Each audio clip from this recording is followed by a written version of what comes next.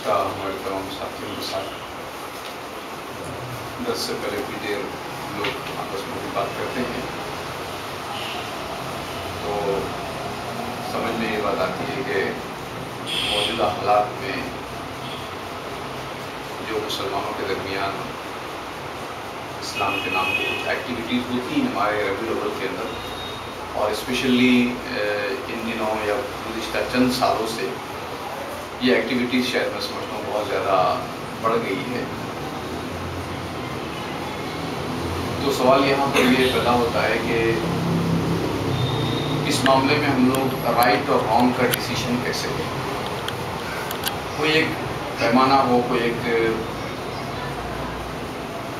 Major ہو جس سے ہم ناپ کر اس بات کو سمجھ سکیں، کیونکہ بہت ساری باتیں ہمیں اچھی لگتی ہیں، کسی کو اچھی نہیں لگتی ہے، کسی کو اچھی لگتی ہے، ہمیں اچھی نہیں لگتی ہے۔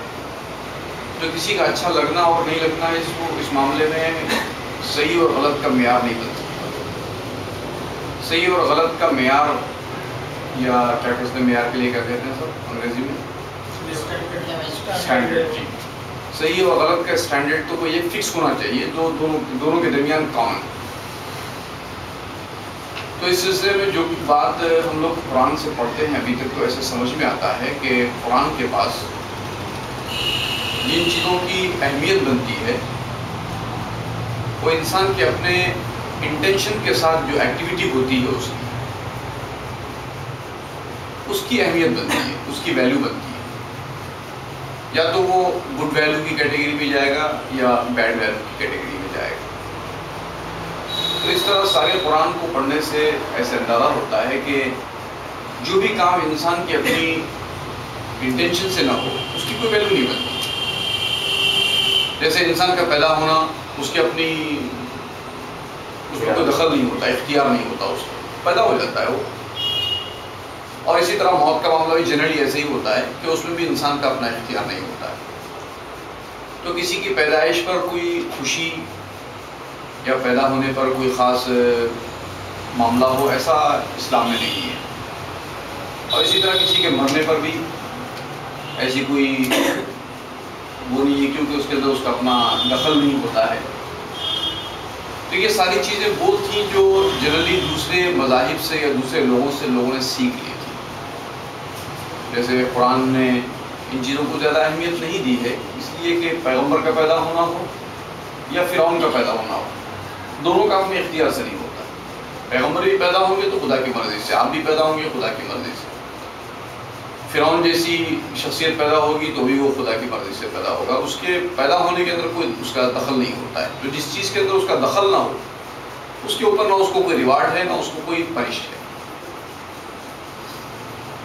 اور اسی طرح موت کا معاملہ بھی ہے۔ تو جس چیز کا ویلیو بنتی ہے خدا کے پاس وہ انسان کے اپنے انٹینشن کے ساتھ اس کا اپنا کیریکٹر، لہذا قرآن نے ساری کی ساری بات کو فوکس کیا کیریکٹر کے اوپر، جس کو آپ بھی اچھی طرح سے جانتے ہیں کہ قرآن نے جن چیزوں کو فوکس کیا ہے پیغمبروں کے، وہ کیریکٹر والی باتوں کو ذکر کیا ہے۔ جیسے خود رسول کے بارے میں صلی اللہ علیہ وسلم اور کم و بیش 25 پیغمبروں کا نام لے کر، اور پھر بہت سارے پیغمبروں کا نام لیے بنا بھی جن چیزوں کو بہت زیادہ خدا نے اہمیت دی وہ ان کے اپنے کیریکٹر تھے، گڈ کیریکٹر تھے، اس کو ذکر کیا۔ اور اسی طرح جن لوگوں کا نام لے کر کبھی کبھی اور کبھی کبھی بنا نام لیے کے جو بیڈ کیریکٹر تھے ان کا ذکر کیا۔ تو ٹوٹلی یہ سمجھ میں آتا ہے کہ کیریکٹر وائز بات چلتی ہے اور کیریکٹر کی ویلیو بنتی ہے چاہے گڈ ہو یا بیڈ ہو۔ تو اس طرح لوگوں نے یہ سوچا، دوسرے مذاہب یا دوسرے لوگوں کے ایکٹیویٹی سے اس کے زیر اثر یا اس سے امپریس ہو کر لوگوں نے سوچا کہ جب دوسرے لوگ اپنے کسی گرو یا اپنے کسی بڑے کی یوم پیدائش مناتے ہیں، ان کی برتھ ڈے مناتے ہیں، تو کیوں ہم بھی اپنے پیغمبر کی برتھ ڈے نہ منائیں۔ تو اس کے لیے لوگوں نے عنوان دیا اور اس کے لیے بہت ساری باتیں بھی بنائی، اور اس کے تحت آہستہ آہستہ کیسے بات آگے بڑھتی آپ دیکھتے ہیں۔ چنانچہ یہ تجربہ بھی میں آپ کو سناتا ہوں کہ میں اپنے دکان کے ایک لڑکے کے ساتھ 11 ربیع الاول کی شام کو جا رہا تھا دکان سے، 2 لڑکے میرے ساتھ بیٹھے ہوئے تھے، ایک 20-22 سال کی عمر کا بچہ ہے اور ایک دوسرا 17-18 سال۔ تو میں نے ان لوگوں سے پوچھا کہ صاحب یہ جو 12 ربیع الاول کی یہ جو بہت زیادہ ایکٹیویٹی ہو گئی ہے، کتنے سال سے تم اس کا انتظار کر رہے ہو؟ تو ایک نے کہا کہ 3-4 سال سے میں دیکھ رہا ہوں، دوسرے نے کہا کہ 1-2 سال سے یہ بہت زیادہ ہے۔ تب میں نے اس سے کہا کہ دیکھو آئندہ جب کچھ برس گزر جائیں گے، 10 سال 20 سال 25 سال جب گزر جائیں گے اور یہ ایکٹیویٹی بہت زیادہ آگے بڑھتی چلی جائے گی، تو جو بچے ابھی 2 سال 4 سال 5 سال کی عمر کے ہیں وہ جان بھی نہیں سکیں گے کہ یہ کیسے شکل لے لیا، اور وہ پھر آگے کنٹینیو ہوتا چلا جائے گا۔ تو اس کے بعد مجھے سمجھ میں آیا کہ خود ایسا نہ ہو کہ بہت ساری چیزیں وہ ہیں جو خود ہماری ایکٹیویٹی میں شامل ہیں آج کی تاریخ میں، لیکن جب ہم قرآن سے ٹیلی کر کے دیکھتے ہیں اس کو تو ہماری ایکٹیویٹی کو وہ انڈالج نہیں کرتا ہے۔ تو اس سے بھی یہ پتہ لگتا ہے کہ بہت ساری ایکٹیویٹی ہماری ایسی تھی جو گزشتہ زمانے میں کسی نے اس کو اسٹارٹ کر لیا، وہ آہستہ آہستہ مومنٹ لے لی اور اس کی ایک شکل اسٹیبلش ہو گئی۔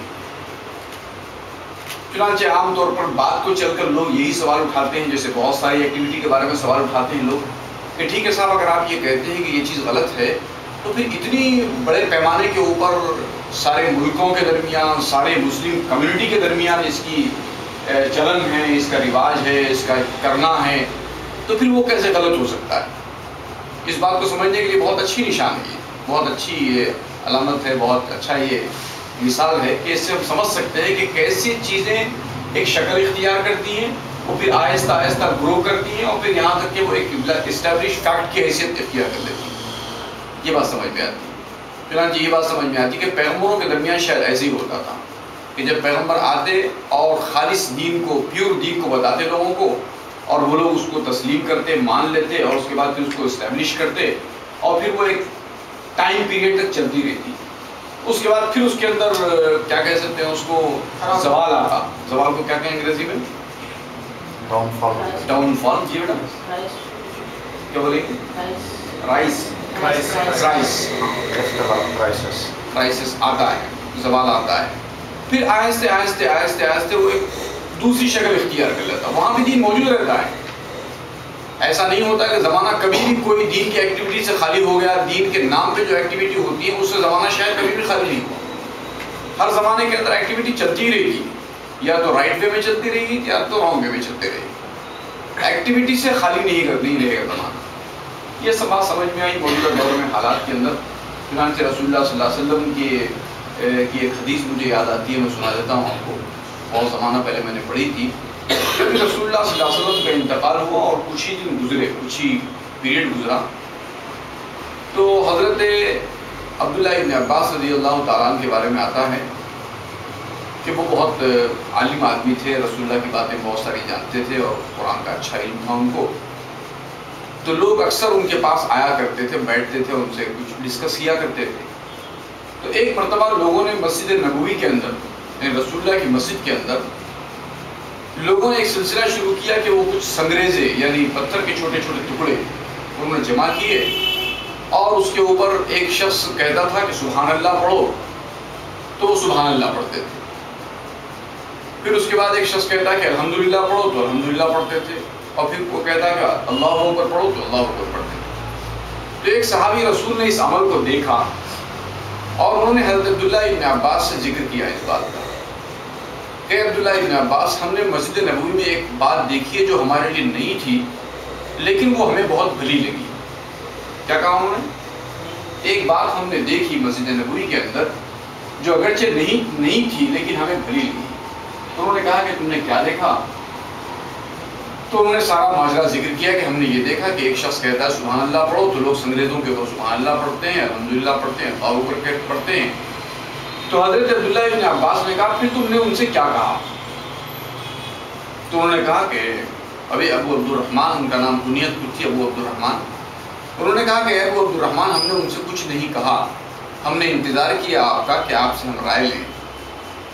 تو انہوں نے کہا کہ تم نے ان سے کیوں نہیں کہا کہ بجائے اس کے کہ سنگریزوں کے اوپر تم سبحان اللہ و الحمدللہ و اللہ اکبر پڑھتے، تم اپنے گناہوں کو گنتے، یعنی ناراضگی کا اظہار کیا۔ اس کے بعد انہوں نے کہا کہ عبداللہ ابن عباس، ابھی آپ مسجد چلیں گے تو جو کچھ ہم نے کہا ہے اس کو آپ دیکھیں گے وہاں پر۔ جب وہ پہنچے وہاں پر اور انہوں نے دیکھا کہ جیسا کچھ کہا گیا